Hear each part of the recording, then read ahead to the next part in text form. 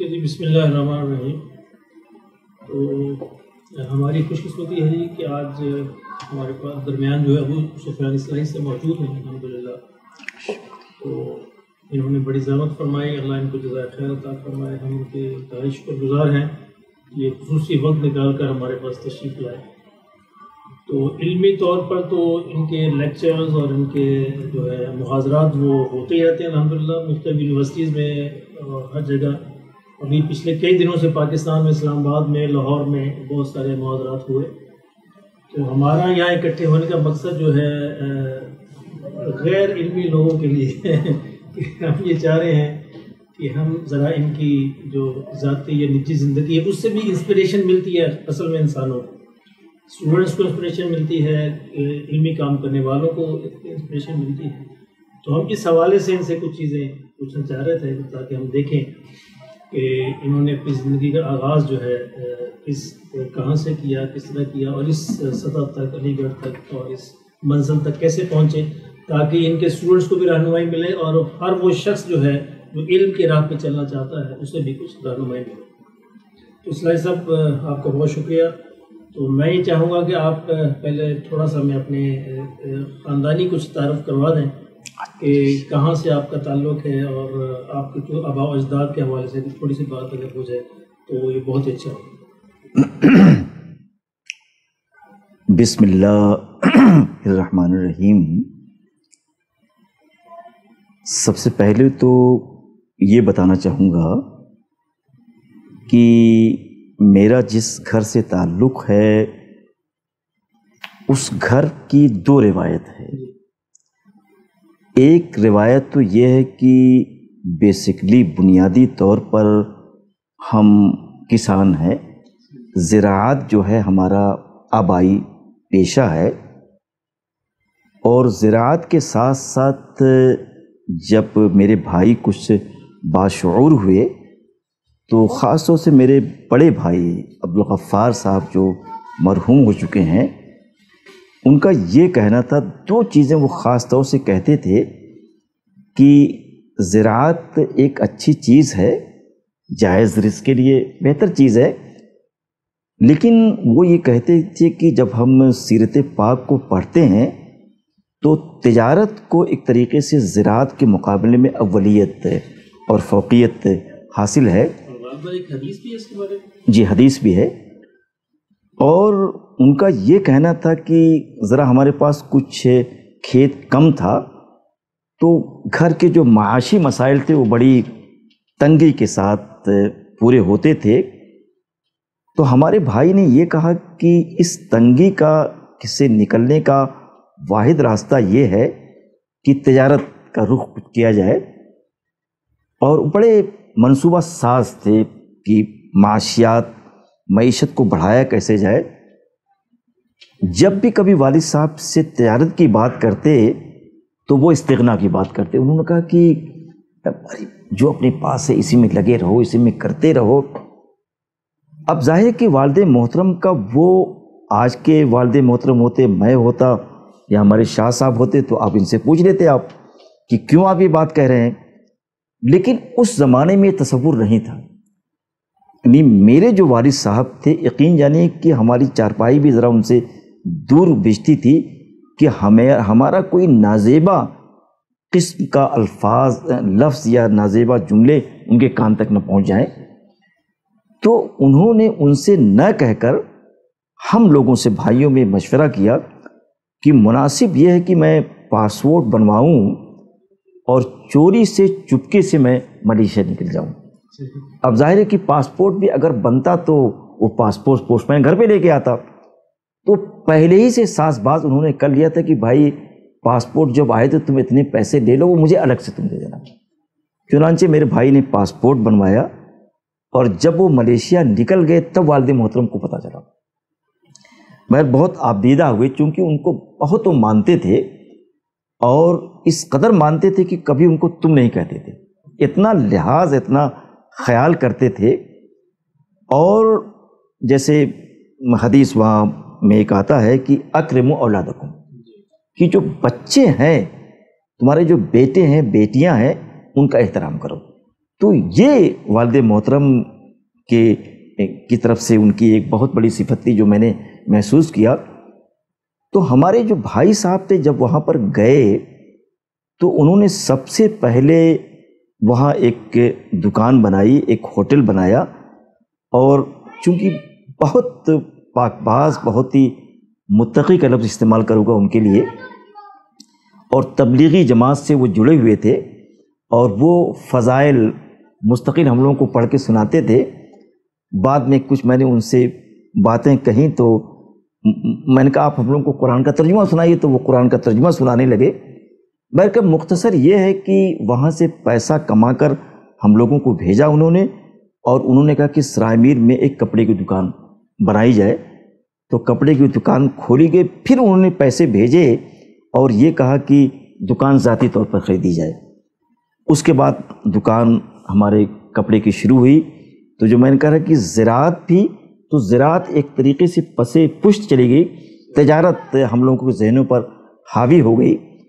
اور پھر اس کے بعد چونکہ ہم لوگ 7 بھائی تھے، تو انہوں نے کچھ سالوں کے بعد 8-10 سال کے بعد مزید پیسے بھیجے، اور انہوں نے کہا اسے بامبے لے کر جاؤ، وہاں فیکٹری ڈالو۔ آج بھی وہ 3 فیکٹری میری بامبے میں ہے۔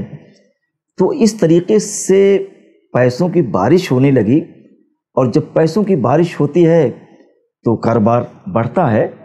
تو اس وقت اس پورے کئی 8-10 ڈسٹرکٹ میں میری سب سے بڑی دکان ہے، اور 6-7 میری دکانیں کپڑے کی ہیں بامبے میں، یہ ساری چیزیں۔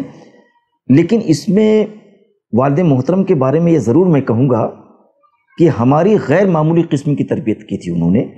جیسے ان کی تربیت کا یہ تھا کہ تمام لوگوں کو چاہتے تھے کہ گھر کا ہر فرد مسجد میں موجود ہو اور با جماعت و نماز پڑھے، یہ اس کا اہتمام کرتے تھے۔ تو ایک بار گھر میں ذکر آیا کہ برسات جب بہت ہوتی ہے، سردی جب شباب پر ہوتی ہے، تو مسجد ذرا دور تھی، تو انہوں نے ابا سے، ہمارے گھر کے لوگوں نے، بھائیوں نے کچھ یہ بات کہی، تو انہوں نے کچھ ہاں یا نہیں کہا۔ تو میرا دروازہ چونکہ بہت بڑا ہے، تو دروازے کے اینڈ پر میری والد محترم نے ایک مسجد بنائی، اور انہوں نے اپنے ذاتی پیسوں سے بنایا۔ تو کچھ جو ہمارے پڑوسی سے ہمسایہ تھے، جب مسجد بن رہی تو ہم بھی اس میں حصہ لینا چاہتے ہیں۔ جب وہ آئے تو انہوں نے کہا کہ نہیں پیسوں کی ضرورت نہیں ہے۔ میں نے کہا ابا یہ غلط آپ کا فیصلہ ہے، یہ مسجد آپ کی نہیں ہے۔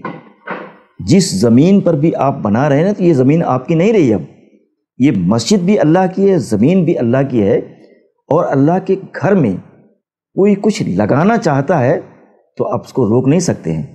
تو کہنے لگے جیسا تم کو، بنے گا نہیں، جو بھی مانگیے مت کسی سے، آپ سوال مت کیجئے، لیکن اس اللہ کے گھر میں ہر شخص کو کچھ دینے کا حق ہے، کوئی دینا چاہتا ہے تو اس کو آپ لیجئے۔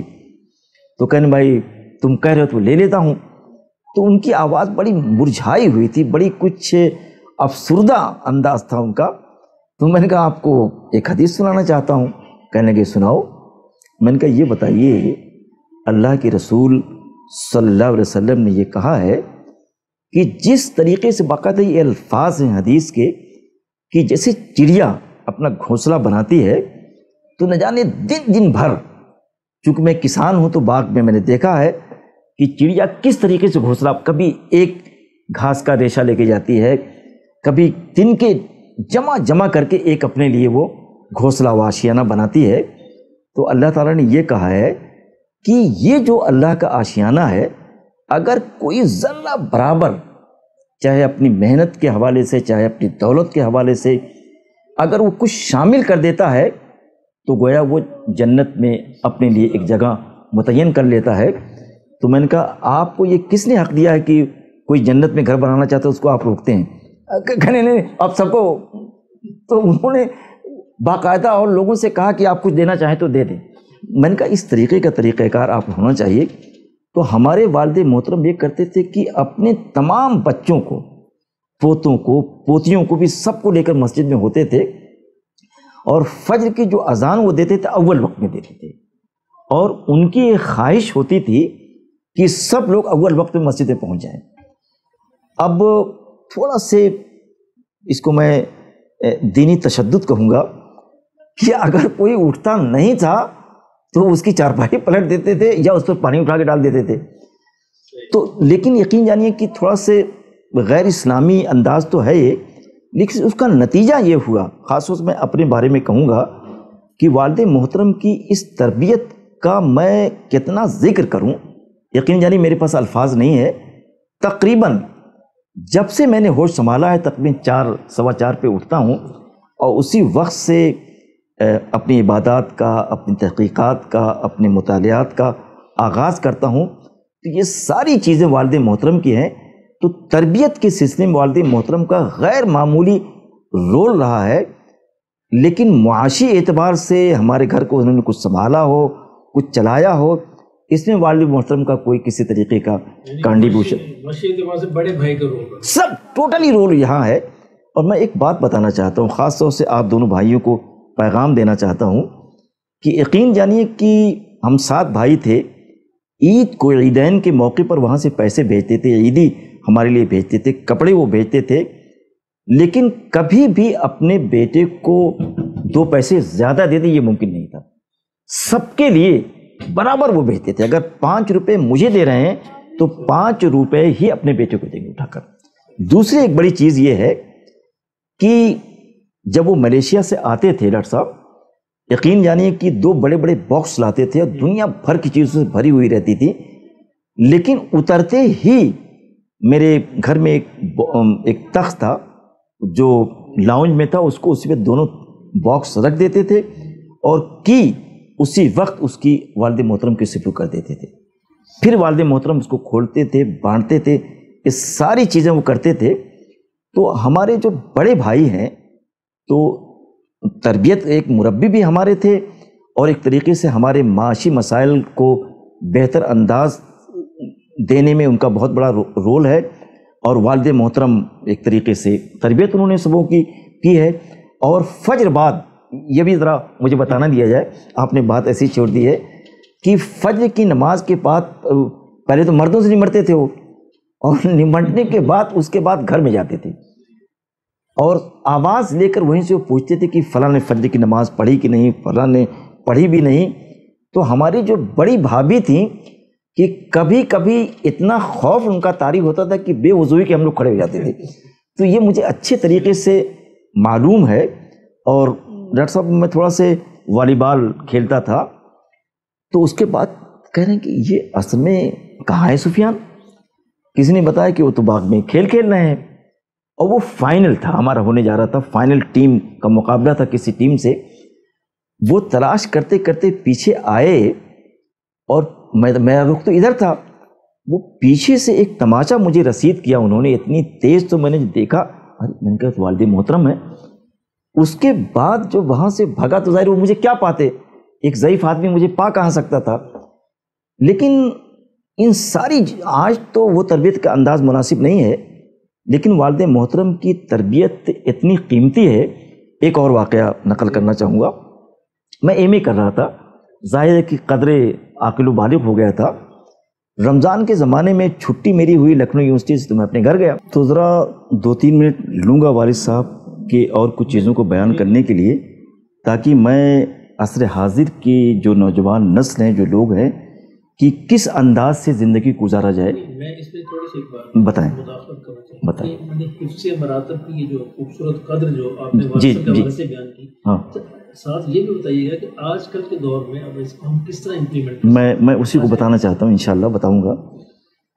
تو سب سے پہلی بات تو یہ ہے کہ ابھی جو دوسرا واقعہ میں بیان کر رہا تھا رمضان کے مہینے کے حوالے سے، کہ میں لکھنؤ یونیورسٹی سے ایم اے کر رہا تھا، چھٹیوں میں گھر آیا. تو اس زمانے میں گیس کا یہ سسٹم نہیں تھا، گیس کے چولہے نہیں تھے.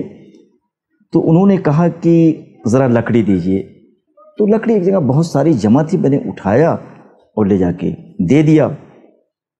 دینے کے بعد وہ اندر تھے اپنے کمرے میں، کون ہے بہت تیزی سے وہ بولنے لگے. تو میں نے ان کا جواب کچھ نہیں دیا. میں اندر گیا، میں نے کہا ابا ذرا یہی بات دھیرے سے کہہ دیجیے. ارے تم نے کچھ پڑھ لیا تو ہم کو تہذیب سکھاؤ گے تم؟ اور ایک دم آپے سے باہر ہو گئے. اور فوراً انہوں نے ایک جو ڈنڈا ان کے پاس ہوا تھا وہ میرے سر پہ مار دیا، اور میں بالکل مغرب سے کچھ پہلے کی بات ہے، میں بے ہوش ہو گیا، لیکن چند لمحے میں ہوش آ گیا۔ دیکھیے میں خاص طور سے اس حوالے سے کہنا چاہوں گا کہ جیسے خطائے بزرگاں خطاس جو کہا گیا ہے، کہ نو ڈاؤٹ کہ اپنے والد محترم کے اس برتاؤ کو میں اس کی ستائش نہیں کروں گا، لیکن اس میں ایک ستائشی پہلو یہ ہے کہ قرآن میں جیسے آیا تھا کہ لا تقل لہما اف، اگر کوئی سخت ترین بات بھی وہ کہتے ہیں، کوئی سخت ترین لہجہ بھی اختیار کرتے ہیں، تو اس سخت ترین لہجے کا رد عمل آپ کے اوپر نہ ہو۔ قرآن نے کہا ہے، اف تو اردو میں استعمال ہوتا ہے، قرآن نے کہا کہ اپنے والدین کی سخت سے سخت اور شدید سے شدید لہجے میں گفتگو کریں یا کچھ وہ کر بیٹھیں تو کبھی اف نہ کیا جائے۔ یہ اردو والا اف اور یہ عربی والا اف دونوں ایک ہی ہے، اس میں کوئی خاص فرق نہیں ہے، شیڈ کا فرق ہے؟ نہیں کچھ بھی نہیں ہے، بالکل جو عربک میں جس طریقے سے قرآن میں استعمال ہوا ہے اسی طریقے سے آپ کہتے ہیں اف تک مت کرو، آپ اردو میں کہتے ہیں بالکل وہی اف ہے، وہ عربک کا ورڈ ہے جو اردو میں استعمال ہوتا ہے۔ تو قرآن یہ باقاعدہ کہنا چاہتا ہے کہ والدین کی جو شدائد جو ہیں، جو سختیاں ہیں، اس کو یہ چاہیے کہ ہر ممکن حد تک اس کو برداشت کیا جائے، جس کو قرآن نے بر الوالدین کہا ہے، کہ بہر صورت والدین کے ساتھ ہمدردی ہو اور والدین کی ساری سختیوں کو برداشت کرنے کے ساتھ ساتھ ان کے سلیقے سے، محبت سے ان کی بات کی جائے، کیونکہ حدیث رسول ہے کہ اگر تمہارے والدین اسلام کو انہوں نے نہیں قبول کیا ہے، وہ یہودی ہیں، نصرانی ہیں، عیسائی ہیں یا کسی مذہب کے ماننے والے ہیں، لیکن ان کے ساتھ وہی برتاؤ آپ کو کرنا ہوگا جو قرآن کریم نے کہا ہے۔ ان کو بھی یہ خاص طور سے اس بات کو پیش نظر رکھنا چاہیے۔ دو تین باتیں ذرا اس کے بارے میں اور بیان کرنا چاہتا ہوں، اس حوالے سے عصر حاضر کو ایک پیغام دینا چاہتا ہوں۔ ایک تو میرے پاس 4 بھینس ہوتی تھی، ایک اور 2 گائے۔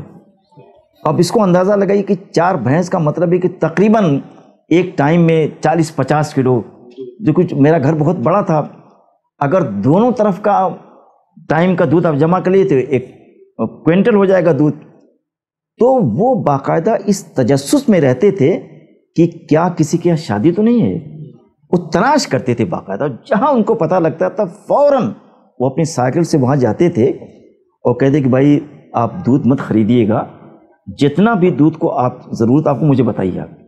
تو کبھی کبھی وہ لینے آتے تھے، انہوں نے کہا نہیں دودھ میں خود پہنچاؤں گا بھی، تو دودھ نکالتے تھے، جمع کرتے تھے کبھی 2-2 3-3 دن کا، اور اس کے بعد اس دودھ کو لے جا کے وہاں پر پہنچاتے تھے۔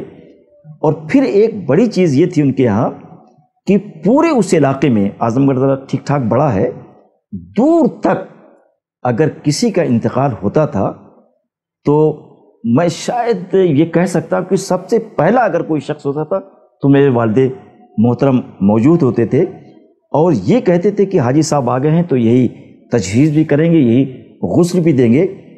تو تمام اس علاقے کی جتنی میت ہوتی تھی اس کو غسل دیتے تھے، اس کا کفن تیار کرتے تھے، اور اکثر اگر بعض لوگوں کو اگر کفن اپنے پاس سے دی تو ناراض ہوتے تھے، ہم کوئی غریب ہیں، کیونکہ میرے پاس کپڑے کی دکان ہے، تو جب کوئی غریب آدمی اس طریقے کا ہوتا تو فوراً اپنے بیٹے کو حکم دیتے کہ بھیجو۔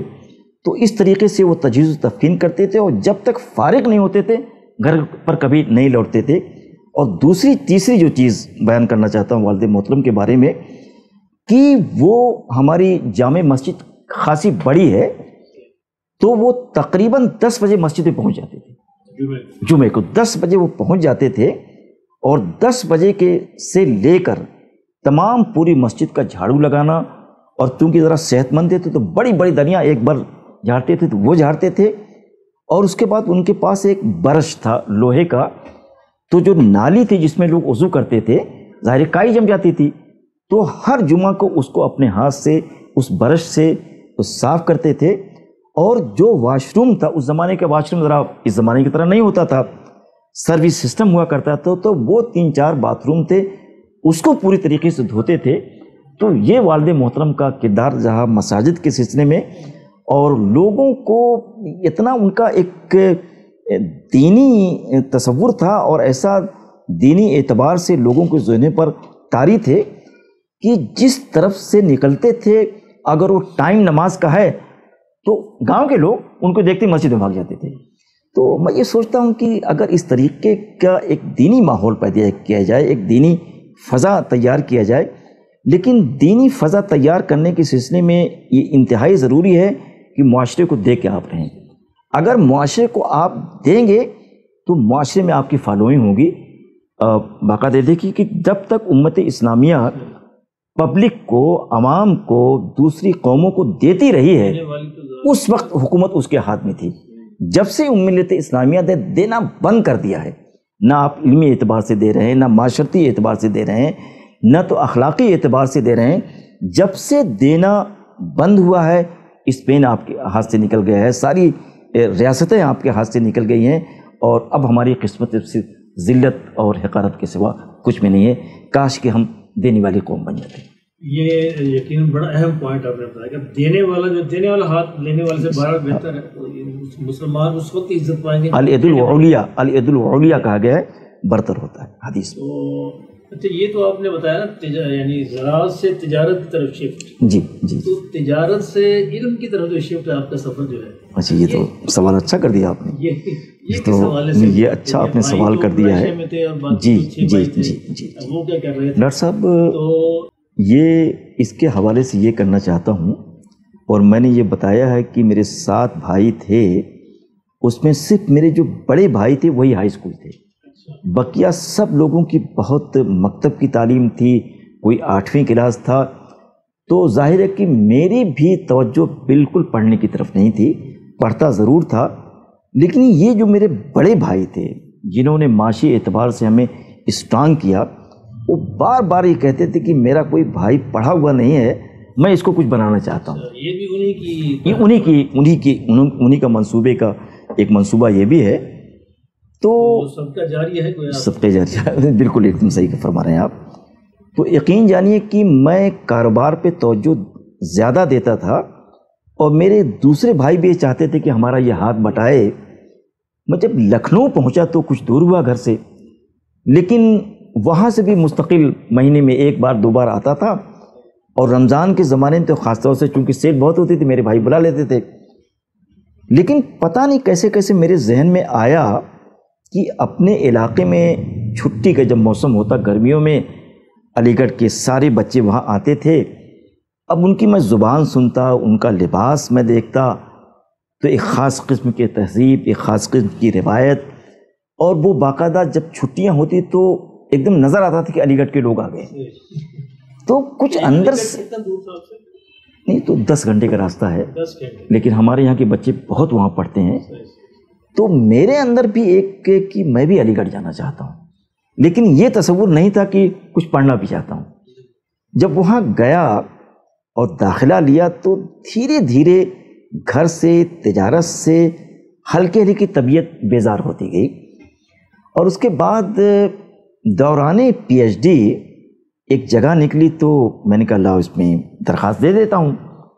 اور اللہ کا یہ فضل خاص ہوا کہ میرا اس میں تقرر ہو گیا. تو پہلی جو تنخواہ مجھے ملی، اس وقت میرے پاس پیسے نہیں تھے کھانے کے لیے، لیکن میں نے کہا کچھ بھی ہو، یہ پیسے پہلے کیش ملتے تھے، بینک میں نہیں جاتے تھے.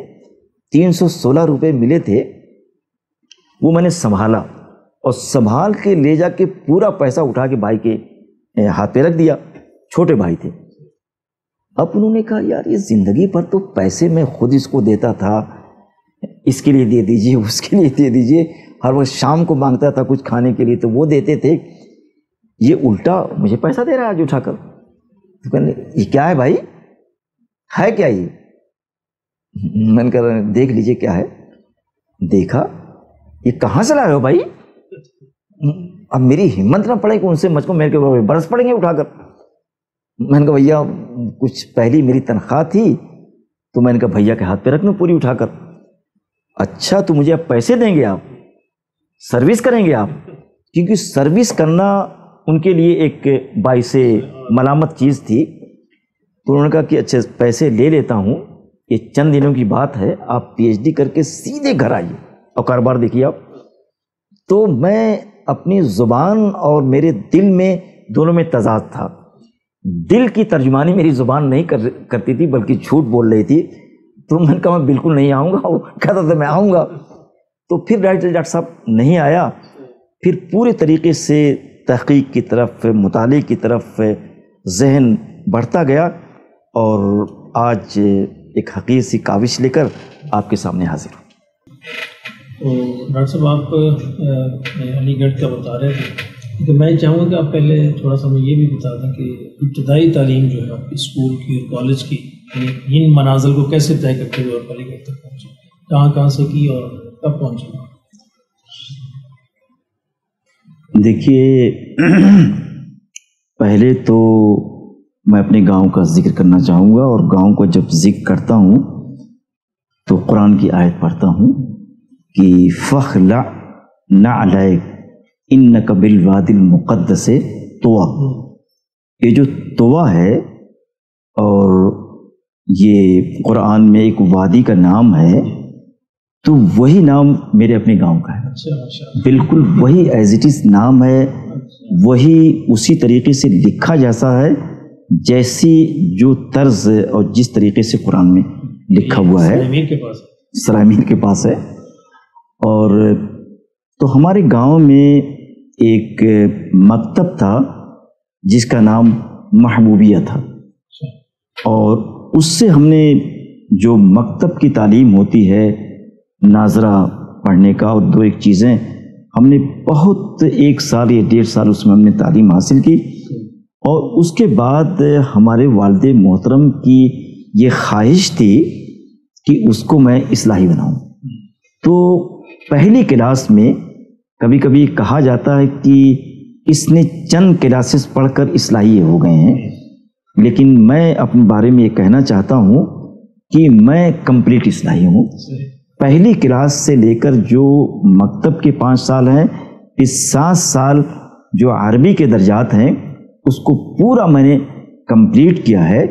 تو اس طریقے سے میں نے اصلاح پر جو میری تعلیم تھی وہاں پہ کمپلیٹ کیا، اور جی پوری اسی کی ہے.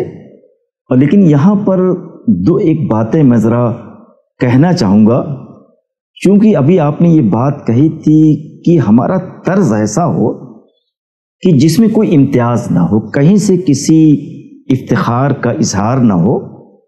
میں یہ بتانا چاہتا ہوں کہ بعض مدارس میں، شاید یہاں بھی ہوگا، میرا جہاں تک انداز ہندوستان میں کچھ مدارس میں اس طریقے سے ہے کہ دسترخوان کچھ بٹے ہوئے رہتے ہیں، لیکن اصلاح کا جو دسترخوان تھا اسی دسترخوان پر تمام طلبہ بیٹھتے تھے، تمام اساتذہ کرام بیٹھتے تھے.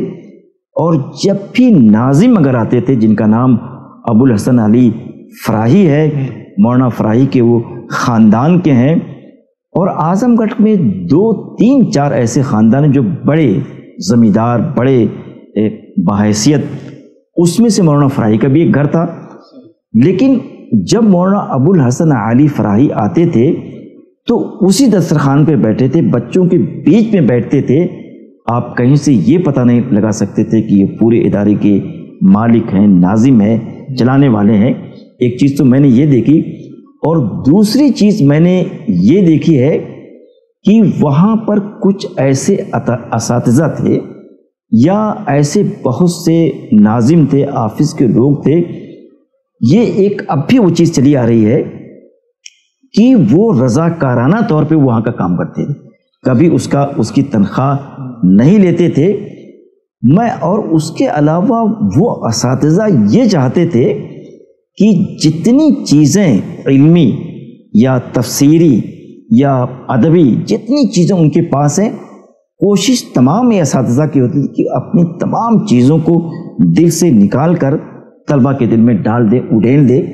خاص طور سے میں مثال دینا چاہوں گا، مولانا اختر احسن اصلاحی صاحب کے جو بیٹے تھے مولانا غالب احسن اصلاحی صاحب. مولانا غالب احسن اصلاحی صاحب نے ہمیں قرآن پڑھایا ہے، اور میں نے یہ دیکھا ہے کہ جب وہ قرآن کی تدریس یا اس کی گھنٹی یا اس کی کلاس لینے کی جاتے تھے تو ہمیشہ میں نے ان کو وضو کرتے دیکھا. پتہ یہ چلا کہ ایک کلاس میں ابھی قرآن کی تدریس ہے، دوسرے پیریڈ میں بھی ان کو قرآن ہی پڑھانا ہے، لیکن ہر تدریس کے لیے، ہر پیریڈ کے لیے نیا وضو کرتے تھے۔ اور میں نے ان سے جب پوچھا ایک بار، چونکہ میری بہت ان سے قربت تھی اور بہت ان سے مجھ سے محبت فرماتے تھے وہ، میں نے ان سے پوچھا کہ مولانا مجھے تو ایسا لگ رہا ہے کہ وضو ہے آپ کا برقرار۔ انہوں نے کہا کہ برقرار رہا ہے، لیکن مجھے تشفی نہیں ہوتی کہ دوبارہ جب میں قرآن کو چھوؤں تو پھر تازہ ترین ہو کر، تازہ دم ہو کر میں قرآن کو چھوؤں۔ تو یہ ان کا تصور تھا۔ اور یہ بھی آپ نے دیکھا کہ انہوں نے ایک بات یہ بھی کہی تھی کہ حدیث میں یہ چیز موجود ہے، امام ابو حنیفہ نے خاص طور سے اس کا ذکر کیا ہے کہ جب انسان وضو کرتا ہے تو گناہ صغیرہ جھڑتے ہیں۔ اور امام ابو حنیفہ نے یہ کہا ہے، یہ بڑے لوگ تھے، اب اس کی حقیقت کتنی ہے میں تو نہیں کہہ سکتا ہوں، لیکن کوئی وضو کر رہا تھا تو ان کے گناہ کو جھڑتے انہوں نے دیکھا تھا۔ تو انہوں نے اللہ سے یہ دعا کی کہ یہ جو صلاحیت میرے پاس ہے مجھ سے چھین لی جائے تاکہ میں گناہ کے کسی کا مشاہدہ نہ کر سکوں۔ تو اس طریقے کی وہاں پر مثالیں تھیں۔ اور ہمارے جو مولانا ابو الحسن علی فرائی کا ذکر کیا، کبھی پورا وقت وہ دیتے تھے، اور جب بھی کبھی ایک لقمہ اصلاح کو توڑتے تھے، ناظم ہے لیکن ہمیشہ اس کا پیسہ پے کرتے تھے۔ تو اب تک یہ روایت ہے کہ جتنے ناظم رہے ہیں، میں نے ابھی مولوی اشفاق صاحب کا ذکر ہوا جو ہمارے ناظم تھے، ان کا انتقال ہوا، ان کے بارے میں میں یہی لکھا ہے کہ ہر ٹائم ان کا کھانا، ان کا پینا، ان کی ساری چیزیں گھر سے آتی تھی۔ تو اصلاح کی یہ روایت اب تک برقرار ہے۔ میں سمجھتا ہوں کہ اس طریقے کی روایت، اس طریقے کا تحسینی اقدام کسی اور مدرسے میں بہت ہی خال بھی مل سکتا ہے۔ اور اس کے علاوہ فرض کر لی، جیسے میں ابھی ایک تازہ بچہ اصلاحی ہے، وہ ابھی رکن بنا ہے، تو پچھلے دنوں کورونا میں کچھ مسائل آئے، تنخواہ کے مسائل آئے، یہ مسائل وہ مسائل آئے، تو اس بچے کو اللہ نے نوازا ہے، نام میرے ذہن میں نہیں آ رہا ہے، مجھے لوگوں نے بتایا کہ جس دن تنخواہ دی جاتی تھی وہ آ کے بیٹھ جاتا تھا، اور اس سے کہا بھی نہیں جاتا تھا اتنے پیسے کم ہے، 2 لاکھ چاہیے، 3 لاکھ چاہیے، اسی وقت اپنی جیب سے نکال کو دے دیتا تھا۔ تو اس طریقے کا تصور ہے۔ ابھی قربانی کا جذبہ وہاں کے لوگوں میں، وہاں کے اراکین میں، وہاں کے نظماء میں، وہاں کے طلباء میں یہ پوری طریقے سے موجود ہے۔ میں نے حسان عارف صاحب سے یہ بات کہا تھا کہ دنیا کے بہت سے مدارس کے، جامعات کے فارغین کو میں نے دیکھا ہے، لیکن جن 2 اداروں کے فارغین کی صفتوں کو میں نے دیکھا ہے، ایک تو علی گڑھ مسلم یونیورسٹی کو اور دوسرے مدرسہ اصلاح کو، یہاں کے جو فارغین ہیں، یہاں کے جو ابنائے قدیم ہیں، وہ اپنے ادارے پر نہ صرف اموال، دولت اور پیسے کی اثار دینا چاہتے ہیں بلکہ جان کی قربانی دینا چاہتے ہیں۔ میں ایک مثال دینا چاہوں گا کہ پچھلے دنوں علی گڑھ مسلم یونیورسٹی میں کچھ بننا تھا، پیسے کی خاصی کمی آ گئی تھی۔ ہمارے وائس چانسلر صاحب نے ایک میل ڈالا تو ہمارے یورپ میں جو علیگس خواتین بیٹھی ہوئی ہیں، کئی خواتین ایسی تھیں کہ ان کے پاس اتنے پیسے نہیں تھے، تو انہوں نے اپنے زیورات کو فروخت کر کے، اب یہ 1.5 سال پہلے کی بات ہے، سارے پیسے یہاں پر بھیج دیا انہوں نے۔ ہاں، تو یہ دونوں فارغین کی، ہاں جی۔ تو اور اس کے بعد جناب میں لکھنؤ یونیورسٹی آ گیا، تو لکھنؤ یونیورسٹی میں میرا جو داخلہ ہوا وہ سن 1981 کی بات ہے، بالکل آخر میں۔ وہاں پر مجھے کئی اساتذہ غیر مسلم ملے جو ہسٹری پڑھاتے تھے، جو انگریزی پڑھاتے تھے۔ کس سبجیکٹ میں آپ نے لیا؟ میں نے عربک میں کیا ہے، انگلش میرے پاس تھی، اردو میرے پاس تھی اور ہسٹری میرے پاس تھی، یہ 4 سبجیکٹ میرے پاس تھے۔ تو وہاں پر میں بتاؤں کہ 2 ہمارے جو اساتذہ تھے، ایک تو رستوگی صاحب اور دوسرے ایک دوبے صاحب، یہ دونوں ہسٹری کے تھے، لیکن یقین جانیے کہ پرانی قدریں ان اساتذہ کے اندر تھی۔ وہ کبھی بھی مسلم غیر مسلم طلبہ میں فرق ایک دم کرتے ہی نہیں تھے، بلکہ رستوگی صاحب چونکہ کمپیٹیٹو لکھنوی تھے تو ان کی خاص قسم کی تہذیب تھی، خاص قسم کی روایات تھیں۔ انہوں نے کبھی اس طریقے کی بات تو نہیں کہی ہے، لیکن ان کا جو برتاؤ مسلم بچوں کے ساتھ ہوتا تھا وہ یہ چاہتے تھے کبھی اس کے اندر یہ احساس نہ پیدا ہو کہ میرا جھکاؤ زیادہ غیر مسلم طلبہ کی طرف ہے. کبھی انہوں نے کہا نہیں، لیکن ان کے برتاؤ سے، ان کی گفتگو سے اور ان کے ہمارے ساتھ بہت سے ساری ایسی چیزیں تھیں، اس سے ہم نے یہی محسوس کیا جو آپ سے میں نے کہا ہے. اور جب ان کلاس سے پڑھا کر فارغ ہوتے تھے تو یقین جانیے ڈاکٹر صاحب، شاہ صاحب وہ میرے منتظر رہتے تھے کہ اصلاحی کہاں ہے. جب تک ان سے میں مل نہیں لیتا تھا وہ آگے بڑھتے نہیں تھے. تو ہمارے اساتذہ کو یہ چاہیے، میری بیٹی بھی جب پہلے دن پڑھانے کے لیے جانے لگی تو مجھ سے اس نے کہا کہ پاپا میں آج پہلی بار کلاس لینے جا رہا ہوں، مجھے کچھ بتا دیجئے میں کیسے پڑھاؤں گا، کیسے بچوں سے کچھ میرا انٹریکشن ہوگا. تو میں نے کہا مجھے نہیں معلوم کیسے پڑھاؤ گے تم. ارے امی دیکھیے پاپا کتنا بولتے تھے کہ ٹیچر کو ایسا ہونا چاہیے، ٹیچر کو ویسا ہونا چاہیے، لیکچر ایسے دینا چاہیے، ایسی کیا نام ہے تیاری کرنی چاہیے. تو وہ آئیں، ارے میری بیٹی کو کچھ بتا دی، یہ کیوں آپ یہ سب کرتے رہتے ہیں. میں نے کہا واقعی مجھے نہیں کچھ پتا کہ کیسے پڑھایا جاتا ہے. اب وہ بھی غصے ہو گئی میرے اوپر، چلو مت بتا، میں تم کو بتا دیتی ہوں. میں نے کہا بتا رہا ہوں بھائی، غصے مت ہوئی، آئیے آپ. میں نے کہا بیٹی تم سے صرف دو چیزیں کہنا چاہتا ہوں. تم چونکہ میں جو تم کو بنانا چاہتا تو تم بن گئی ہو، اور میں اپنی راہ پہ تم کو لے کے چلنا چاہتا تھا، اللہ نے اسی راہ کا مسافر اور راہی تم کو بنا دیا ہے. میں اب بھی کہنا چاہتا ہوں کہ میں کچھ نہیں جانتا ہوں، لیکن دو چیزیں جانتا ہوں. ایک تو بیٹی یہ کرنا، چونکہ تم سائنس کی استاذ بن گئی ہو تو سائنس میں، اب عربی میں تو صرف مسلم بچے ہوتے ہیں، وہاں پر مسلم اور غیر مسلم دونوں طلبہ ہوں گے، دونوں تلامذہ ہوں گے. تو بیٹی کوشش یہ کرنا کہ کبھی غیر مسلم طلبہ کے ذہن میں یہ تاثر نہ پیدا ہو کہ ان کا کچھ جھکاؤ مسلم طلبہ کی طرف ہے. یہ تمہاری ذمہ داری ہے، یہ تدریس کا سب سے بڑا فریضہ ہے کہ استاذ تمام طلبہ کو، اگر اس کے کلاس میں کوئی بھی آ گیا، سب کو ایک آنکھ سے، ایک نظر سے دیکھو، نمبر 1. اور دوسری چیز، میں یہ نہیں جانتا کہ تم کتنی باصلاحیت ہو، کیا کچھ تمہیں آتا ہے. میں تو عربی کا آدمی ہوں، مدرسے کو پڑھا ہوا ہوں، تمہاری تو انگلش میڈیم کی تعلیم ہے، سائنس کی تم پڑھی ہوئی ہو.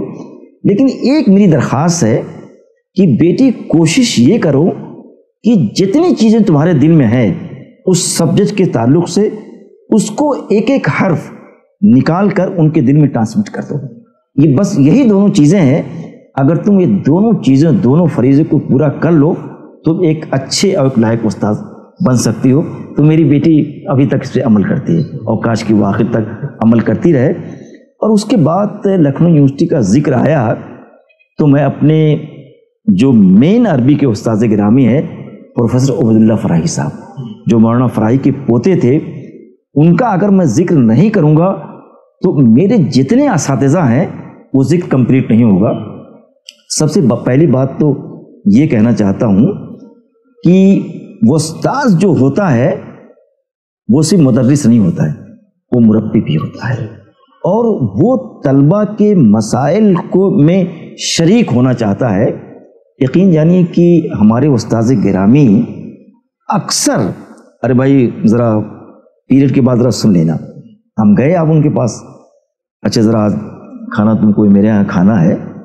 یقین جانیے کہ مہینے میں 4 بار 5 بار دسترخوان پہ بٹھاتے تھے، کھلاتے تھے. اور جب ہم ان کے پاس سے چلے جاتے تھے تو کبھی ہم یہ اندازہ نہیں لگاتے تھے کہ ان کی کچھ بے رغبتی ہم سے ہو رہی ہے، کچھ بے توجہی ہم سے ہو رہی ہے. پورے طریقے سے مجلس میں، ہماری گفتگو میں شامل رہتے تھے اور خود اپنی باتوں کو وہ سکھاتے تھے. کبھی کبھی ہم ان کے یہاں سے 11 بجے 12 بجے رات میں آتے تھے، لیکن کبھی ہم نے ناگواری کا احساس نہیں دیکھا. تو یہ ضرورت ہے کہ اگر کوئی ٹیچر ہو تو وہ طلبہ کے سارے مسائل کو دیکھتا ہو. اگر کوئی غریب طالب علم ہے تو اس غریب طالب علم کی ایک میں اپنا واقعہ بتانا چاہتا ہوں، لیکن اس میں یقین جانیے کوئی اظہار کسی طریقے کا نہیں ہے. میرے ایک شاگرد ہیں، میرے انڈر میں پی ایچ ڈی انہوں نے کیا ہے، پرویز عالم ان کا نام ہے. وہ بیچارے کچھ کمزور ہیں معاشی اعتبار سے. تو جب شروع میں آئے تو ان کی شیروانی لگتی ہوئی چلی جا رہی ہے. تو میں نے کہا یار یہ کیا تماشا آپ نے بنا رکھا ہے؟ علی گڑھ مسلم یونیورسٹی کا جو طالب علم ہوتا ہے اس کے جوتے چمکتے ہیں، اس کے موزے چمکتے ہیں، اس کا لباس انتہائی نظیف اور صاف ستھرا ہوتا ہے، یہ آپ شیروانی اتنے دن سے لاتے ہوئے ہیں، یہ تو غیر مناسب ہے بھائی، یہ روایت علی گڑھ کے خلاف یہ چیز ہے۔ سر اور پھر بہن کو دوسرے دن آ گئے، تیسرے دن آ گئے، بگڑ گیا میں اٹھا کر، میں نے کہا سیدھے بیٹھی اس پر، مسئلہ کیا آپ کا ہے؟ میں نے کہا بالکل سچ سچ بتائیے، استاد سے کوئی بات چھپائی نہیں جاتی ہے، کوئی مسئلہ ہے شیروانی بنانے میں؟ کہنے سر ذرا بنوا نہیں سکتا ہوں۔ میں نے کہا ابھی جائیے اور وہاں پہ میرا نام لیجیے گا، جو کپڑے آپ پسند کیجیے گا وہ بنوا لیجیے۔ تو میں ان کے لیے کوشش کرتا ہوں، ایک تو ڈپارٹمنٹ میں کبھی ان کے بغیر چائے نہیں پیتا، اگر چائے والا آتا ہے تو کہنے کہ آج سر وہ تو آپ کے شاگرد نہیں، آپ تو چائے نہیں پئیں گے۔ میں نے کہا آج نہیں پی سکتا ہوں چائے۔ اور اکثر کوشش کرتا ہوں کہ کوئی اچھی چیز بنتی ہے تو اس کو پیک کر کے ڈپارٹمنٹ میں لاتا ہوں، ان سے کہتا ہوں کہ ناشتہ وہیں کیجیے گا آپ کا۔ تو میں یہ چاہتا ہوں کہ طلبہ کے ساتھ ہمارا یہ رویہ ہو، تدریس کے ساتھ ساتھ اس کے سارے مسائل میں، اس کی ساری مشکلات میں، اس کی مسرت میں پوری طریقے سے شامل ہو۔ اتفاق سے میری یہ خوش نصیبی ہے کہ جو میرے مسلم اساتذہ رہے، جو میرے غیر مسلم اساتذہ رہے، ان تمام لوگوں سے میں نے کچھ سیکھا ہے، جو یہ ساری باتیں میں آپ سے کر رہا ہوں۔ اور تیسرے جو میرے آخری استاذ گرامی ہیں، جن کے انڈر میں نے اپنی پی ایچ ڈی کی ڈگری لی ہے، ان کا نام ہے پروفیسر محمد راشد ندوی صاحب۔ اور پروفیسر محمد راشد ندوی صاحب کے بارے میں یہ بتانا چاہوں گا کہ ان کے والد محترم جو تھے، جس طریقے سے ان کی عربی بہت ہی اچھی تھی، اسٹرانگ تھی، اسی طریقے سے عبرانی زبان پر بھی ان کو عبور حاصل تھا۔ جو مولانا فراہی کا درس ہوتا تھا، ان کا نام تھا سعید احمد ندوی، تو اس درس قرآن میں مولانا فراہی کے وہ بھی بیٹھا کرتے تھے۔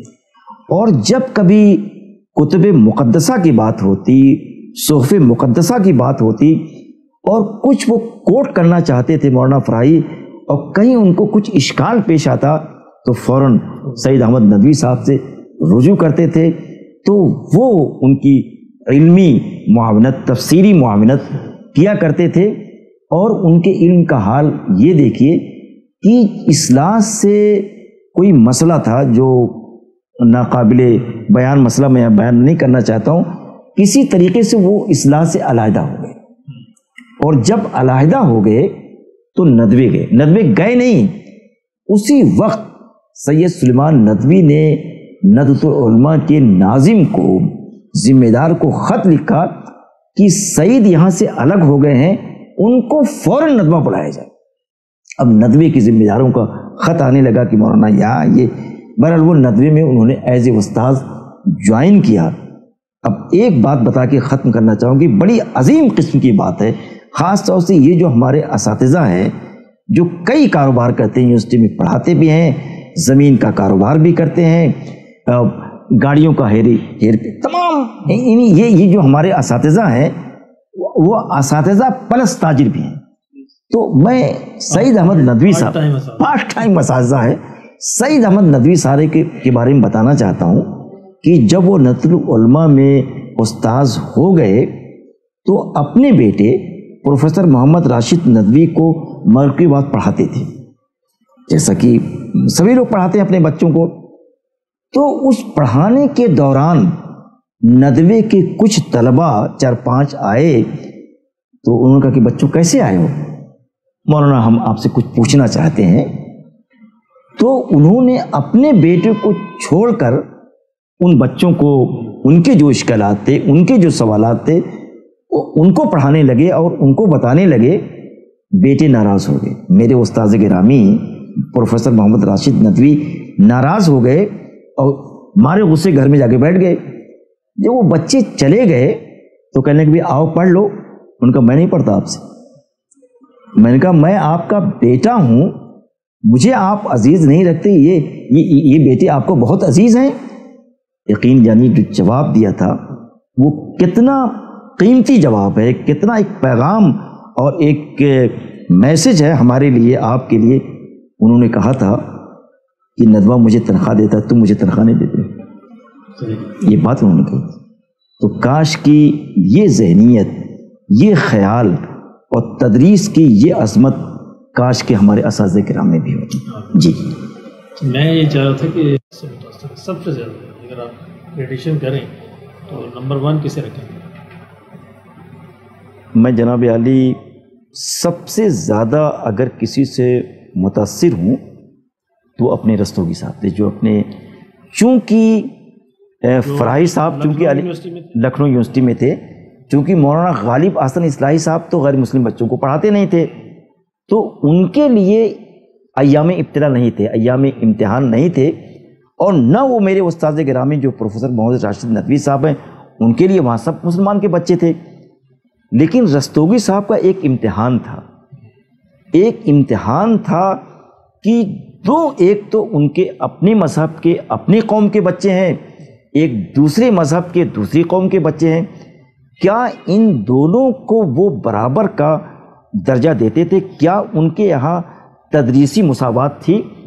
تو اس امتحان میں چونکہ مجھے وہ کامیاب نظر آتے ہیں، تو ان کی جو تدریس تھی، تدریسی عظمت تھی، میں ان کو سب سے اولین درجہ دینا چاہتا ہوں۔ جی چلے یہ تو ہو گیا الحمدللہ۔ اور لیکن مدرسۃ الاصلاح میں کیا اساتذہ کے حوالے سے کچھ یادیں آپ کی بہت یادیں شیئر کرنا چاہیں گے؟ بہت یادیں، بہت یادیں ہیں۔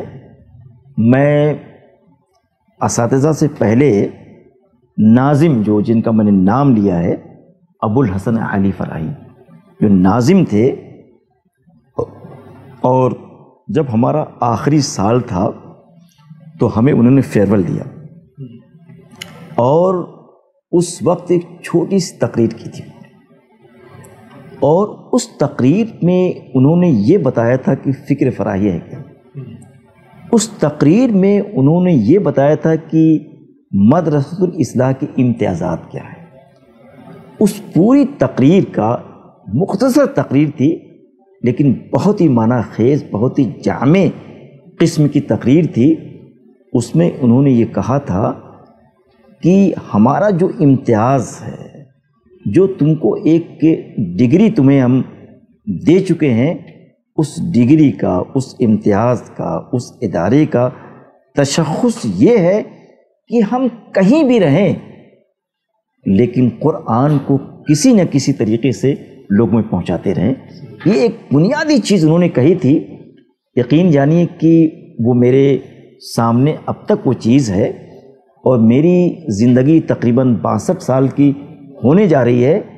ان 62 سالوں میں جب سے مجھے کچھ آیا، کبھی بھی درس قرآن کا سلسلہ منقطع نہیں ہوا ہے۔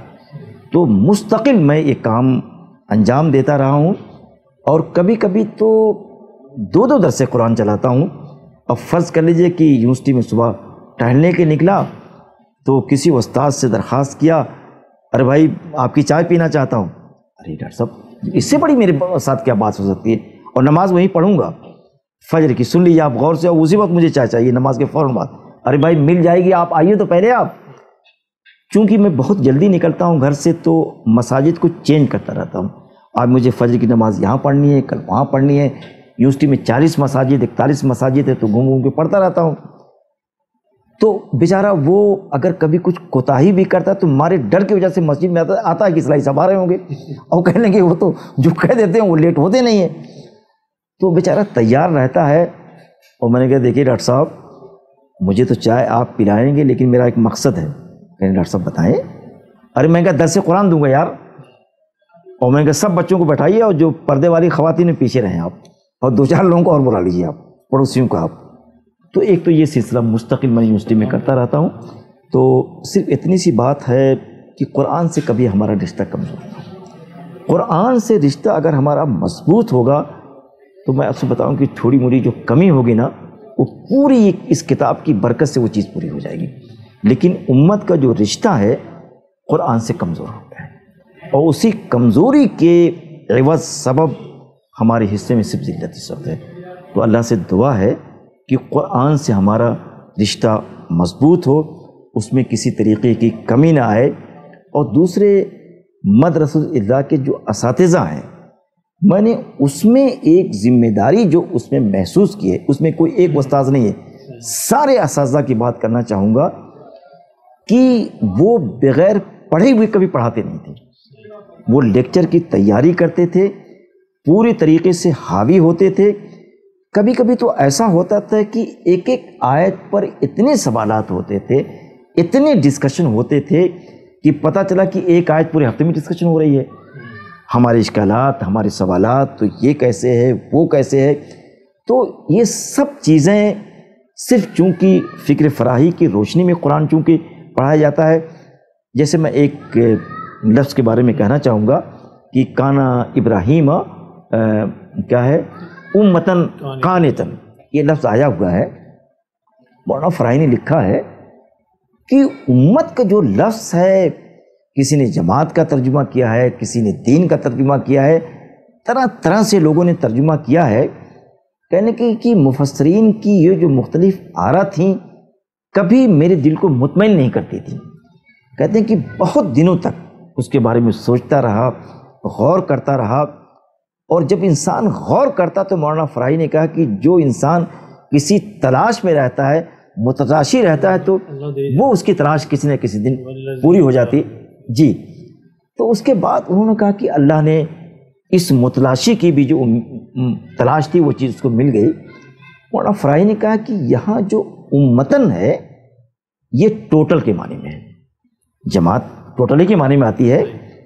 تو حضرت ابراہیم علیہ السلام کی صفت یہ ہے کہ اگر ان کی اطاعت کو، ان کی اطاعت خدا بندی کو، اطاعت ربانی کو آپ دیکھنا چاہیں تو آپ یہ نہیں کہہ سکتے کہ اطاعت میں کچھ کمی رہ گئی ہے، پوری طریقے سے فالوئنگ نہیں ہوئی ہے۔ تو امت کا مطلب ہے کہ ٹوٹلی وہ فرما بردار تھے، یعنی پورا جو ان کا وجود تھا وہ وجود ہی ان کا فرما برداری تھا، وہ اطاعت تھی۔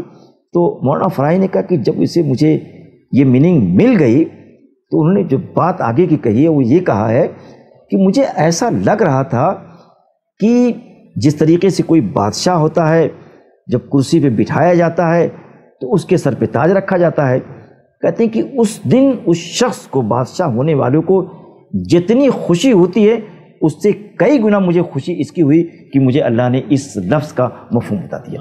یہ مولانا فراہی نے کہا تھا۔ جی، یعنی صحیح محبت قرآن سے۔ جی جی جی کیا آپ سمجھتے ہیں کہ مؤسسۃ الاصلاح ہے ابھی تک مولانا فراہی کے منہج پر قائم ہے اور انہی کی فکر پر چل رہا ہے، یا اس میں کچھ ڈیویشن ہوئی ہے؟ ڈاکٹر صاحب ایک بات کہنا چاہتا ہوں، آج صبح بھی کئی لوگوں سے اس پر بات ہو رہی تھی، مدارس کے نصاب کے سلسلے میں کل بھی گفتگو میاں صاحب کے یہاں ہوئی تھی۔ دیکھیے، نصاب میں چینج کی ضرورت تو ہے لیکن اس کی روح کو تبدیل نہ کریں۔ اب مثلا جیسے مدرسۃ الاسلام میں اس وقت سائنس بھی، ریاضی بھی پڑھائی جانے لگی ہے۔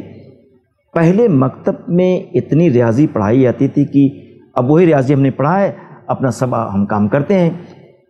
میں کوئی بات اپنے بچوں سے کہتا ہوں، وہ سب پی ایچ ڈی ہیں، تو وہ موبائل لے کے کھڑے ہو جاتے ہیں، اس میں جوڑنے لگتے ہیں، اور میں ڈائریکٹلی جوڑ کے بتا دیتا ہوں کہ اتنا ہوا۔ تو ڈاکٹر صاحب اب اس میں اگر سائنس کو آپ داخل کر دیں، سائنس کا پورا ایک مزاج ہے، اس کے لیے اب جیسے ریاضی ہے، حساب ہے، وہ اس کے لیے پورا ٹائم چاہیے، پورا وقت چاہیے۔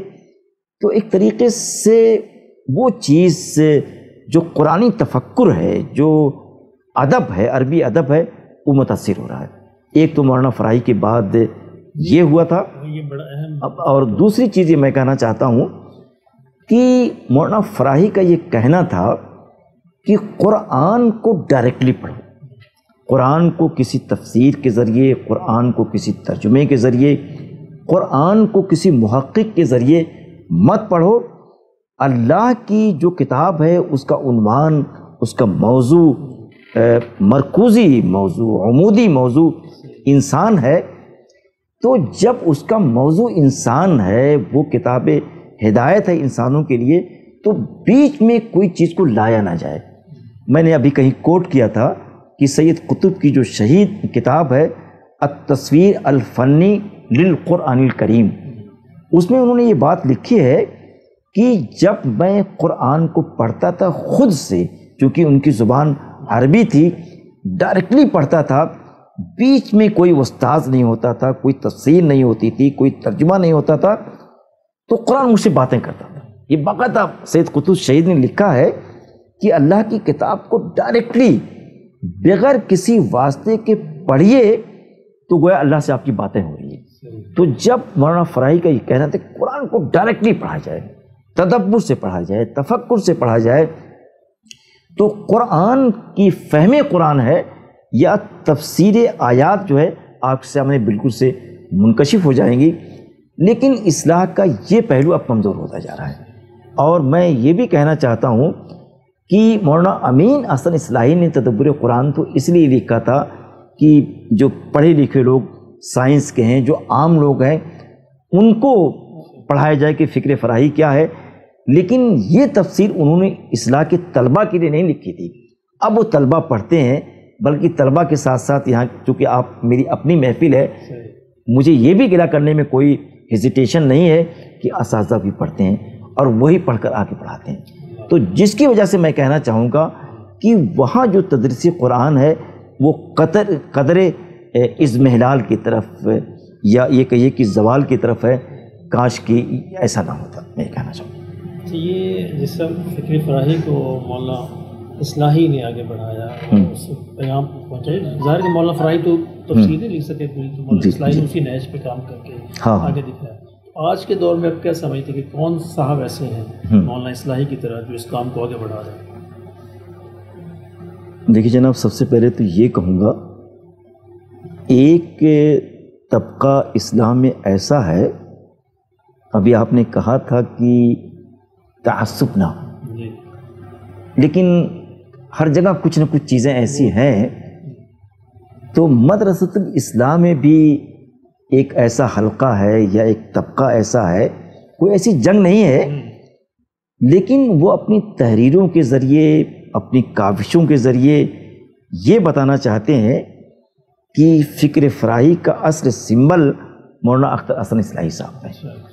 یہ بھی دیکھیے آپ، مستقل یہ بات اٹھائی جا رہی ہے کہ مولانا امین احسن اصلاحی کی تحریروں کو درست کرتے تھے، ان کے ترجموں کی تصریح کرتے تھے، پھر وہ اس لائق بنتی تھی کہ وہ کتابیں منظر عام پہ آتی تھیں، پھر وہ تحریر، وہ ان کی نگاشات اصلاحی صاحب کی اس لائق ہوتی تھی، کل اسلام میں چھپتی تھی۔ لیکن میں آپ سے پوچھنا چاہتا ہوں، مولانا اختر حسن اصلاحی صاحب نے خود یہ کہا ہے کہ میں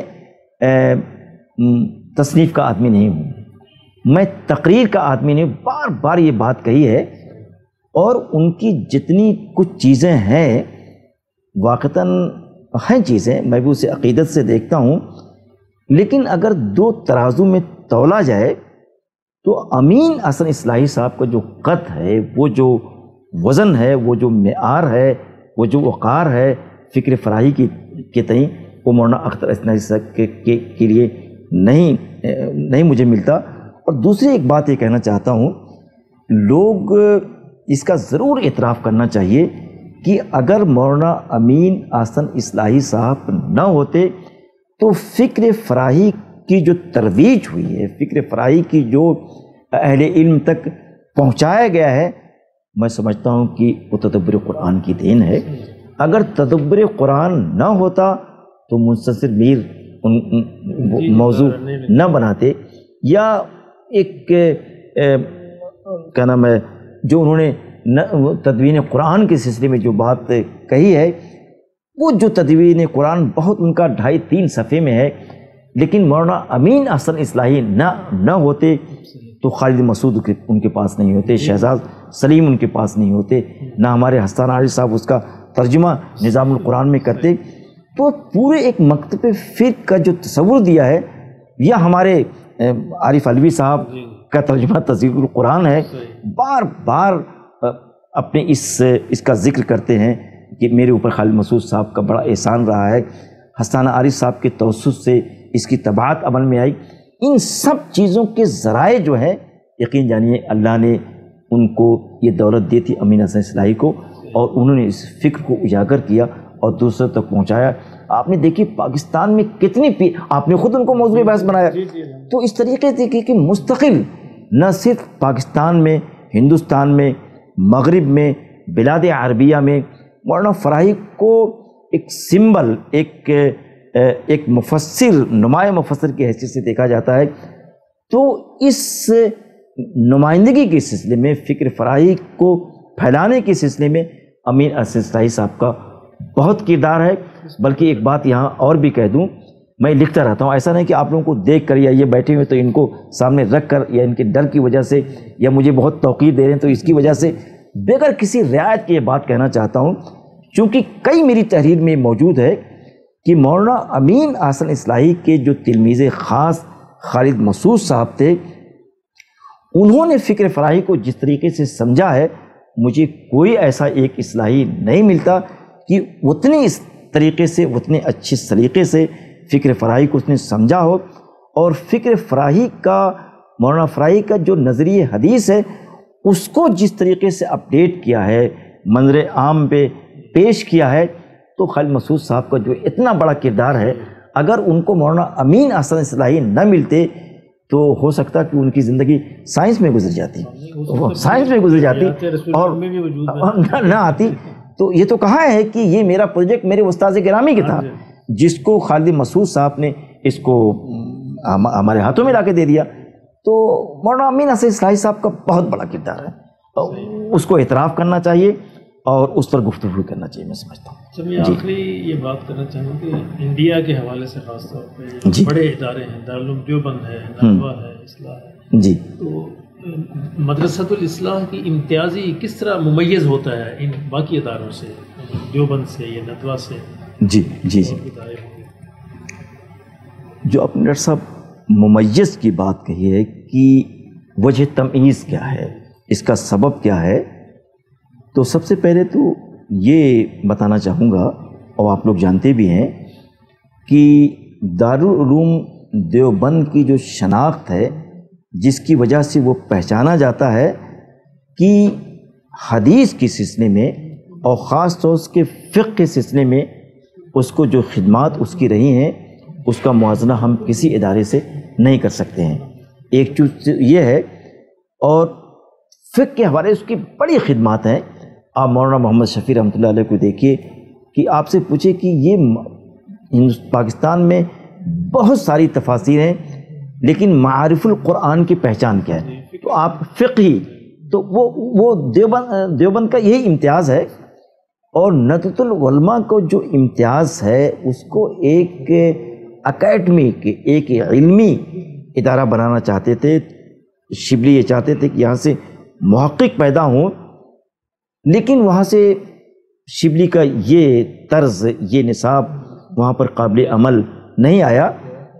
تو ندوۃ العلماء کا بر وقت جو امتیاز ہے، وہ ہندوستان میں، پاکستان میں، بر صغیر میں کوئی ایک مدرسہ ایسا نہیں ہے کہ اس کا وہ امتیاز کہیں اور بھی پایا جاتا ہو.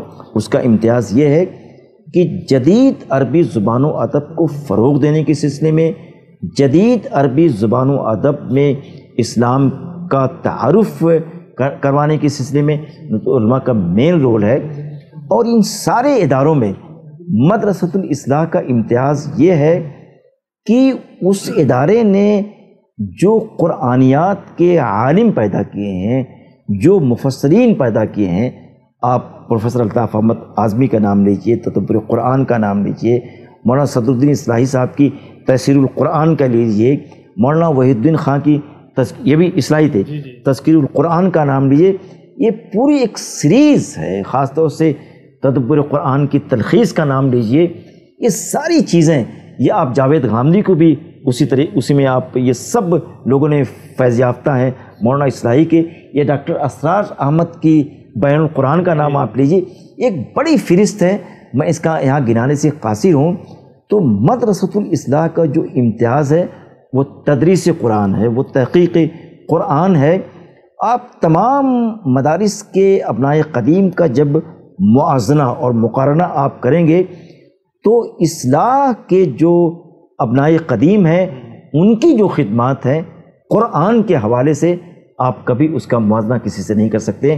اور ایک بات اور کہنا چاہوں گا کہ مولانا مودودی نے خود اس کا اعتراف کیا ہے کہ جب حیدرآباد میں وہ درس قرآن دیا کرتے تھے تو ان کی مجلس میں بیٹھا کرتے تھے تو تفہیم القرآن میں جو خاص قسم کا رنگ ہے نظم قرآن کے حوالے سے، لفظوں کی تحقیق کے حوالے سے، وہاں بھی فکر فراہی کے اثرات پوری طریقے سے موجود ہیں۔ جی حضرات، ہمارے اس محفل میں حسان عارف صاحب تشریف فرما ہیں، عارف الوی صاحب تشریف فرما ہیں، تو میں چاہوں اگر آپ حضرات کوئی سوال پوچھنا چاہیں تو پوچھیے تاکہ پھر ہم اس نشست کو ختم کریں۔ ماشاء اللہ تمام پہلوؤں کو بہت ہی خوبصورتی سے سمجھ ہے۔ میں یہ کرنا چاہوں گا کہ رسط الاصلاح اور علی گڑھ دونوں کا جو تصور ایک علمی پہلو سے اور علی گڑھ کا نام سامنے آئے سر سید احمد خان کی بالکل ابتدا تہذیب الاخلاق، اس پہلو سے میں عرض کرنا چاہوں گا کہ سننا چاہوں گا ایک شخص سے کہ جو مظاہر آپ نے ان اداروں میں تہذیب کے اور جو تہذیب کا مرکز جس سے آپ کا تعلق ہے اس پہ چند جملے ہو جائیں کہ جس سے امت آج بحثیت مجموعی محروم ہوتی جا رہی ہے تہذیبی اقدار سے۔ یعنی آپ بھی چاہتے ہیں کہ سر سید رحمۃ اللہ کے حوالے سے جو ان کے حوالے سے جو ان کی تعلیمات ہے، تہذیب الاخلاق کے حوالے سے جو ان کے کردار رہا ہے، اس سے ہم آج کے دور میں کیسے رہنمائی لے سکتے ہیں؟ تہذیبی اقدار کے حوالے سے جناب، اس حوالے سے سب سے پہلا اگر یہ سوال کسی سے کیا جائے کہ اپنے رسالے کے نام انہوں نے تہذیب اخلاق کیوں رکھا، سر سید نے ایک نہیں متعدد بار اپنے متعدد جو خطبات سر سید چھپا ہوا ہے اس کو دیکھا جائے یا اور بھی ان کی تصانیف کو دیکھا جائے تو اس میں بار بار اس پہلو کو اٹھاتے ہیں کہ یہ جو ادارہ ہے صرف میں نے کورس کو ختم کرنے کے لیے نہیں بنایا ہے، یہ جو ادارہ ہے میں نے صرف انجینئر بنانے کے لیے، اسکالر بنانے کے لیے، سائنٹسٹ پیدا کرنے کے لیے میں نے نہیں بنایا ہے۔ بار بار وہ کہتے ہیں کہ تعلیم اور تربیت جب تک دونوں ساتھ ساتھ نہیں ہوں گے تو تعلیم کے جو مقاصد ہیں وہ فوت ہو جائیں گے، یہ سید نے لکھا ہے۔ اور انہوں نے آپ دیکھیے تہذیب الاخلاق کو بار بار اس میں امت کے نوجوانوں سے خطاب کرتے ہیں، ان کو تہذیب کی طرف، ان کو تربیت کی طرف، بلکہ اسلامی اقدار کی طرف وہ مستقل بلاتے ہوئے نظر آتے ہیں۔ اور سر سید کی ہمیشہ یہ کوشش رہی اور باقاعدہ یہ مسجد میں ہر نماز میں شریک ہوتے تھے اور یہ دیکھتے تھے کہ بچے ہمارے آئے ہیں کہ نہیں ہیں، اور ان کا یہ کہنا تھا اور ان کا یہ کردار بھی رہا ہے کہ جہاں بھی وہ جاتے تھے ادارہ بناتے تھے اور ادارے کے ساتھ ساتھ مسجد بھی بناتے تھے۔ اور آپ مستقل کہتے رہتے ہیں کہ مسلمانوں مساجد جو ہے وہ تعلیم گاہ بھی ہیں، تربیت گاہ بھی ہیں، یہ پورا واضح تصور سر سید کے یہاں تھا۔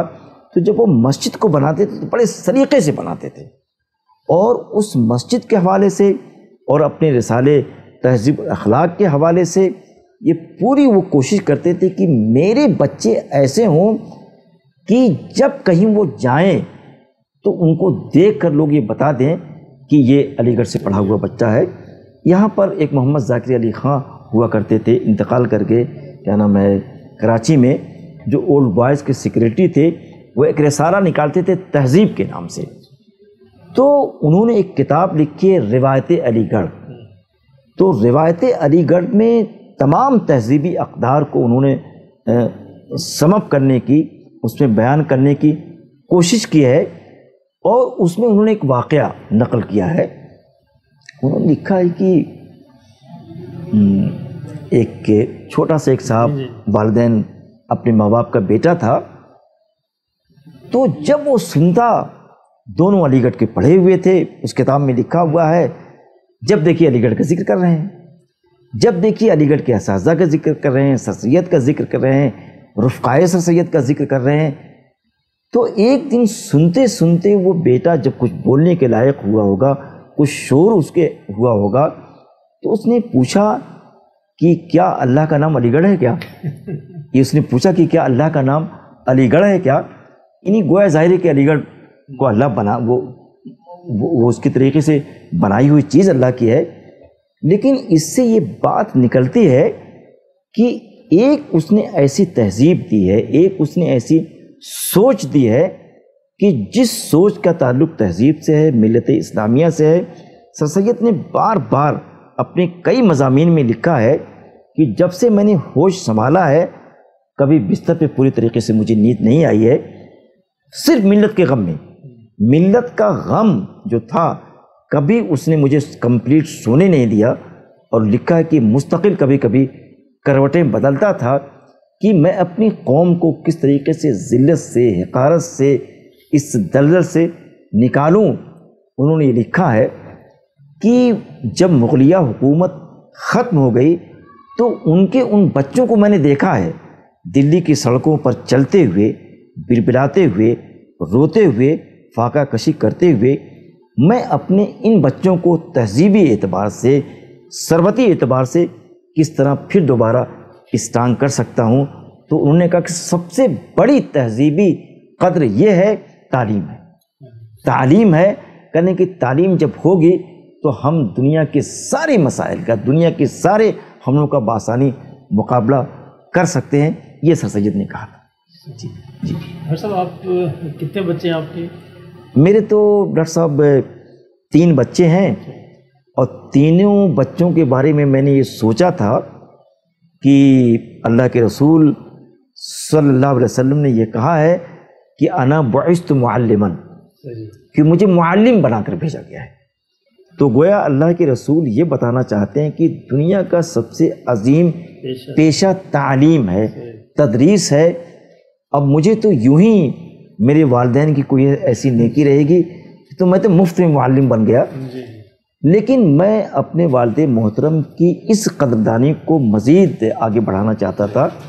اپنی بیٹی کو معلمہ بنایا جو زوالوجی میں PhD ہے، اور دنیا کا سب سے بڑا مجھے نام رسالے کا نہیں ہے، اس میں ابھی پیپر اس کا چھپا ہے۔ اور میں اپنے بیٹے فرحان کو میں نے معلم بنایا، وہ کمپیوٹر سائنس میں PhD ہے۔ میرا ایک چھوٹا بیٹا ہے حمزہ سفیان، جو 12 سال کی ایج میں، جیسا ابھی پتہ ہے کہ وہ مصنف بن گیا تھا، باران رحمت کے نام سے اس کی کتاب ہے، تو ابھی انجینئرنگ اس نے کیا ہے۔ میں یہ چاہوں گا کہ وہ بھی MSc انجینئرنگ کرے، اس میں PhD کرے، اور اپنے باپ کی طرح، اپنے بھائی اور بہن کی طرح وہ بھی PhD ہو، اور PhD کے معلم بن جائے۔ جی چلے الحمدللہ، اللہ آپ کی شکریہ، کاوش کو، خواہش کو قبول فرمائے۔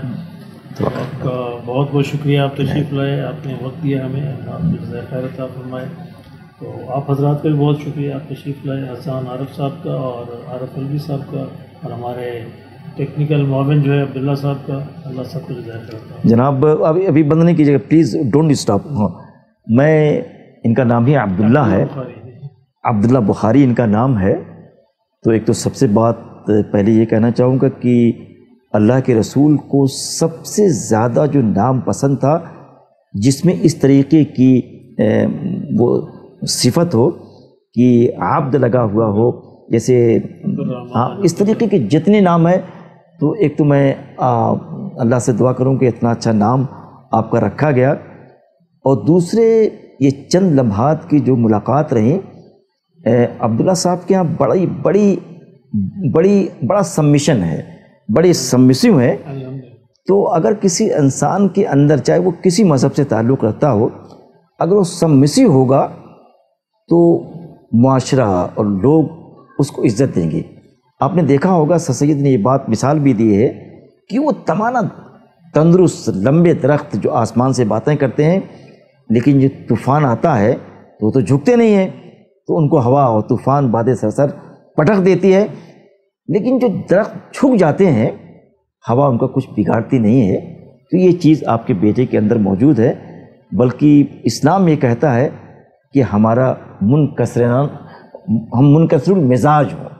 تو یہ چیز میں نے ان سے اور ان کی عزت اور ان کا وقار میری نگاہ میں اور بڑھ گیا جب حسان عارف صاحب نے یہ بتایا کہ والد محترم کے سلسلے میں جو انہوں نے ایک ان کا تعارف پیش کیا وہ ان کی زبان میں تھا، تو اس کی لذت میرے سامنے تھی. پھر ذاتی طور پر ایک دم آپ میرے سامنے آ گئے، تو میں ان کے لیے دعا کرتا ہوں کہ اللہ تعالیٰ ان کی تمام جائز خواہشات کو پورا کرے اور آپ کی اس گھر میں قرآن کی برکتوں سے ایک خاص قسم کا ماحول پیدا ہو. میں اسی لیے آپ کے لیے، آپ کے بھائی جو سوالات کرتے تھے ان کے لیے، آپ کے لیے دعا کروں گا، اور آپ اس مسجد کے لیے اور ان کے جو مصلین ہیں ان کے لیے باعث رحمت ثابت ہوں. میں انہی کلمات کے ساتھ اجازت چاہوں گا، اور خاص طور سے جناب عالی ان کا شکریہ نہیں ادا کروں گا. وہ اس لیے نہیں ادا کروں گا کہ ان کی جو مرتبت ہے، ان کی جو عزت ہے، میرے ساتھ جو مشقت یہ اٹھاتے ہیں، میں اس مشقت کو اپنے لفظوں میں بیان نہیں کر سکتا ہوں. اور میں یہ جو گھر ان کا جو ہے، اس گھر سے مستقل ذہنی اعتبار سے، فکری اعتبار سے میں فیضیاب ہوتا رہا ہوں. تو مستقلاً ایک عرصے سے جب میں ان کو نہیں دیکھا تھا، یہ میرے سامنے یا تو نہیں آتے رہے ہوں گے، خالد مسعود صاحب کی صحبت میں فرش پہ بیٹھتا تھا، آج کرسی پہ بیٹھا ہوا ہوں، ان کے ساتھ دو زانو ہو کر بیٹھتا تھا، اور ان کے فجوز، ان کے برکات، ان کے کلمات، ان کی خوبصورت گفتگو کو میں سمیٹ کے لے جایا کرتا تھا. انہی برکات کا، انہی فجوز کا کی وجہ ہے کہ میں شاید کچھ آپ کے سامنے کہہ رہا ہوں. تو میں حسان عارف صاحب کا کے لیے دعا تو کر سکتا ہوں، لیکن شکر گزار ان کا نہیں ہو سکتا ہوں. تو اللہ سے دعا کرتا ہوں کہ اللہ تعالیٰ ان کے اندر ایسا جذبہ پیدا کر دے، ایسا احساس پیدا کر دے کہ اگر یہ کوئی تفسیر اگر نہیں لکھ سکتے ہیں تو تفسیری جو خدمات ہیں پرنٹ کے حوالے سے، طباعت کے حوالے سے، اس کو پھیلاتے رہیں. اور فکر فراہی کی ترویج میں ان کا ایک کردار ہونا چاہیے، ادا کر رہے ہیں. تو اللہ تعالیٰ ان کے اس کردار میں مزید برکت عطا فرمائے. میں انہی کلمات کے ساتھ اجازت چاہوں. بہت شکریہ.